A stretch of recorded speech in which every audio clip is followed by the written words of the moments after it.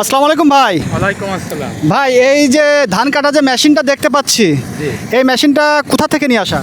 এটা হচ্ছে বেনাপোল থেকে নিয়ে আসা। আহ, এই মেশিনটা আসলে কোথাকার তৈরি? এটা হচ্ছে চায়না। এই মেশিনটা দিয়ে কতটুকনি জমি ধান কাটা যায়? দিনে দেখা যাচ্ছে 20 বিঘে 22 বিঘে। আচ্ছা, এই গাড়িটা কিসে চলে? ডিজেলে।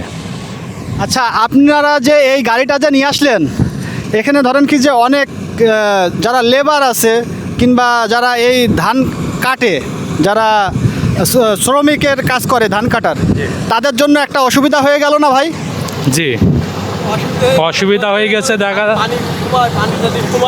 অসুবিধার কারণটা হচ্ছে এই এখন এই বৈশাখ মাসে পানি হয়, পানি হলে ধানটা বুড়ে যায়, বুড়ে গেলে অনেক কৃষি ধানগুলো ঘরে তুলতে পারে না। এই কারণে এই মেশিন দিয়ে ধানটা কাটলে সে দেখা যাচ্ছে ন্যায্য মূল্যটা সে পাবে। আচ্ছা, এই বৃষ্টি আসার জন্য এই আগাম প্রস্তুতির জন্য আপনার এই মেশিনটার থেকে ধান কাটা হচ্ছে, তাই তো? আচ্ছা ভাই, আপনার নামটা কি? মোহাম্মদ আকরাম হোসেন। আচ্ছা ভাই, আপনাকে ধন্যবাদ। আলহামদুলিল্লাহ।